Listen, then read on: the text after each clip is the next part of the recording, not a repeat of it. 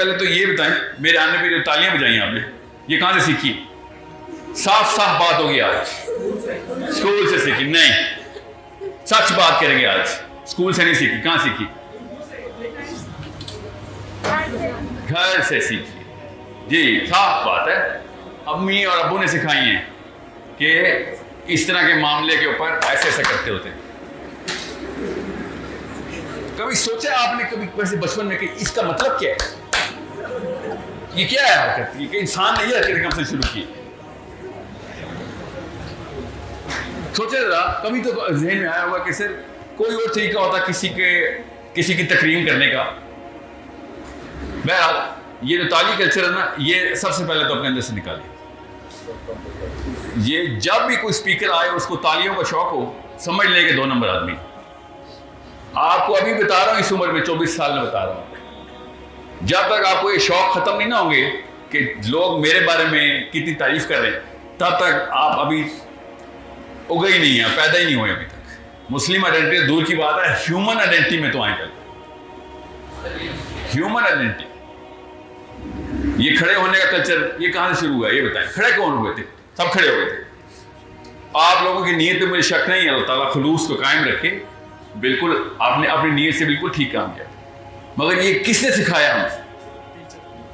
School नहीं, बिल्कुल भी नहीं, स्कूल ने नहीं सिखाया। सॉरी, रिलीजन, कौन सा रिलीजन? बुद्धिज्म, इस्लाम में खड़ा होने का, ये इस्लाम में सख्ती से मना है कि किसी के लिए खड़ा हो जाए। नहीं, टीचर ने नहीं, अम्मी ने सिखाया, मानना पड़ेगा। उठो आगे, खड़े हो जाओ। और एक पिंडी में खास कल्चर है और किसी शहर में नहीं है, दोनों हाथ आगे करके हाथ मिलाते हैं और उसके बाद एक और हरकत करते हैं। ये इसका मतलब क्या है मुझे आज तक समझ नहीं आया। रिस्पेक्ट, ठीक है, चल इस तक तो मैं ठीक था। ये सर क्यों झुकाए जाते?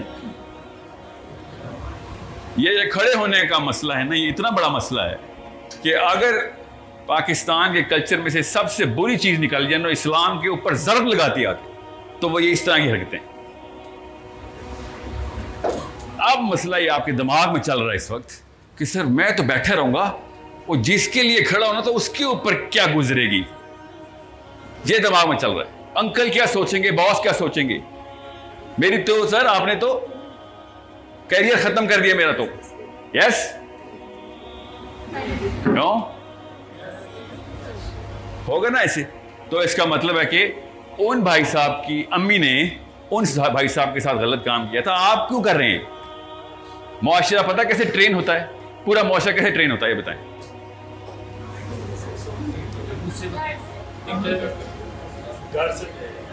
बिल्कुल, मुआशरा घर से ट्रेन होता है। अम्मी और अब्बू अपने बच्चों को ट्रेन करती है, मुआशरा ट्रेन होता है। बस सिंपल रूल है, ये याद रखिएगा। बड़ा सिंपल सा उसूल है।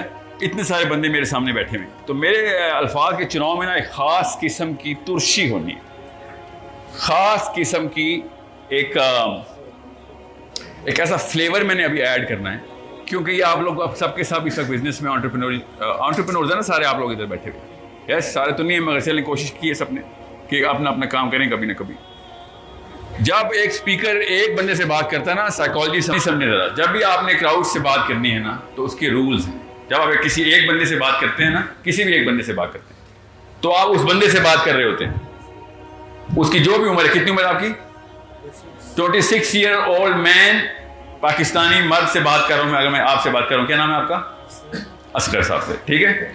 जैसे ही आप 10 बंदों से बात करते हैं, 10 से, तो आप 10 साल के बच्चे से बात कर रहे होते हैं। गौर से समझे इस बात को।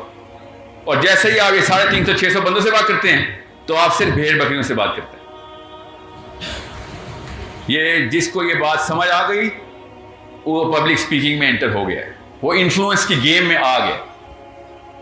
मैं अभी ना इस वक्त सिर्फ और सिर्फ माहौल को ठीक कर रहा हूँ, क्लाइमेट ठीक कर रहा हूँ। अभी मैं अभी कोर की तरफ नहीं आया हूँ, मैं आपको खाली फर्नीचर ठीक कर रहा हूँ घर का। अभी मेहमान अभी एंटर नहीं अंदर हुए।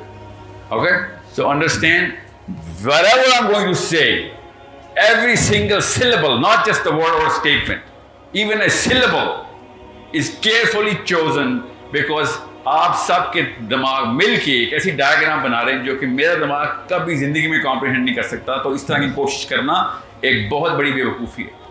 सो what I do is I plot 2-3 things कि हम आपकी इमोशनल कर्व क्या है, how and where and what makes you emotional, किस बात के ऊपर आप कहेंगे गुस्सा आना शुरू हो गया सर, या फिर बिल्कुल ऐसी बात अगर मुझे बचपन में सुनी होती तो मैं आज किसी और डगर पे होता, मैं कल कुछ ना कुछ करके दिखाऊंगा। Emotions, okay. बीच की बात जो मैंने आपको बाद में बार अंडरलाइन मेरी बात चल रही होगी वो रैशनलिज्म के अंदर लॉजिक की बात होगी। बार बार मैं मिसालें दूंगा आपको, एनालॉजीज दे रहा हूँ इधर उधर से, ताकि आपका दिमाग उसको कॉम्प्रिहेंड करते हुए फ्रिक्शन में ना जाए, क्योंकि इतनी उम्रें हैं आपकी कि आपको 2+2 आता है। मैं कोई ऐसी बात करूंगा जो ऐसी अनोखी होगी, जैसे ना मैंने पेशावर में मैंने कहानी सुनाई अपने कॉली की नवीद जफर साहब की, और मेरे सामने मेरे साथ हुआ वाकया, और पूरे पाकिस्तान ने क्या झूठ बंदा झूठ बोल रहा है, सोचे जरा झूठ बोल रहा है मैं, मतलब मुझे कह रहे थे मैं झूठा हूं, हालांकि उनको ये नहीं पता था कि क्या मैं झूठा हूं या सच्चा हूं, बगैर जाने तोहमत लगा रहे थे। इमोशन सही ट्रिगर नहीं हुए थे, समझ रहे, क्योंकि वो वीडियो बीच में से काट दी गई थी, पूरी कोई सुनता तो उनको पता चलता पहराया क्या सेट हुआ। एक सच्चे वाकये जो मेरे साथ हुआ है वो पूरी दुनिया लगी हुई है झूठ बोल रहा है, ऐसा नहीं हुआ। हालांकि ऐसा कोई अनोखा वाकया नहीं, मैंने कहा एक आदमी आसमान में उड़ना शुरू हो गया, ऐसा कोई वाकया नहीं। सो आपके दिमाग में इस वक्त एक पिक्चर ड्रॉ कर रहे हैं, मुझे उस पिक्चर का पता करने के लिए आपसे इंटरेक्शन करना बहुत जरूरी है। पिंडी का सेशन हो ना पिछले इधर चांदनी चौक पर, या इस तरह का सेशन नहीं होगा बिकॉज ऑफ 2 थिंग्स। एक तो ये वाला टाइटल आपका दिमाग पहले ही प्राइम कर चुका है, ये टाइटल मेरा नहीं है, मेरे टाइटल का नाम है मुस्लिम आइडेंटिटी। ये टाइटल लिखा हुआ है यूथ लीडरशिप। यूथ लीडरशिप जो है ना अगला कदम है मुस्लिम आइडेंटिटी का। मुझे 100% यकीन है, बताता हूं क्यों यकीन है, लॉजिक भी यूज करूंगा, इमोशन भी, कि हमारी मुस्लिम आइडेंटिटी नहीं क्लियर हुई, हमने लीडरशिप में क्या करना जाके। अल्लाह बचाए कि हम जैसा कोई बंदा लीडर बन जाए। खैर हमें तो देख रहे 70 साल से हम जैसे बन रहे हैं लीडर, समझ रहे हैं, हम जैसे ही बन रहे हैं ना। और कहां से आते हैं, मरीज से आते हैं, इमरान खान नवाज शरीफ इधर से ही आते हैं। जब मौका आता है कांप जाते हैं या भाग जाते हैं, जब असली काम करने की जरूरत पड़ जाती है उस वक्त ये लोग किसी और कॉन्फ्रेंस में किसी और मुल्क में पाए जाते हैं। सिंपल, जहां पे जरूरत थी आपकी सर, वो हमारी कॉन्फ्रेंस पहले से स्केड्यूल्ड थी, सबकी कॉन्फ्रेंस इस मौके पे वहां पे उस जगह से ज्यादा जरूरी किसी और जगह पे पाया जाना इनएविटेबल हो गया हुआ था। ये बहाने चलते हैं हमारे। मसला यह है कि आपके घर में कोई मसला हो और आपके वालिद साहब ना मौजूद हों तो क्या गुजरती है आपके ऊपर, लाचारी की फीलिंग आती है ना। पेल्समैन इफेक्ट कहते हैं इसको, पेल्समैन पीस है, पेल्समैन इफेक्ट। पेल्समैन एक यहूदी साइकोलॉजिस्ट था। पेल्समैन इफेक्ट ये होता है कि जब आप सेफ फील करते हैं ना, सेफ एंड सिक्योर फील करते हैं, तो फिर आप बड़े बड़े रिस्क लेते हैं और बड़े बड़े चांस लेते हैं। आप ऐसा रिस्क लेंगे कि जो कभी लाइफ में नहीं लिया होगा। जब सीट बेल्टें ईजाद हुई थी ना, तो गाड़ियों की जिस साल सीट बेल्ट ईजाद हुई है उस साल गाड़ी की स्पीड 30 किलोमीटर एवरेज पे बढ़ गई थी दुनिया पूरी में। क्यों बढ़ी थी कोई बताएगा पीछे से, बल्कि खातून बताएं, गाड़ी नहीं चलाती ना। अब ये सेंस का सवाल है। जी मैम, आपका नाम क्या है? अनुषा जी, आप बताएं। तो उससे क्या होता है?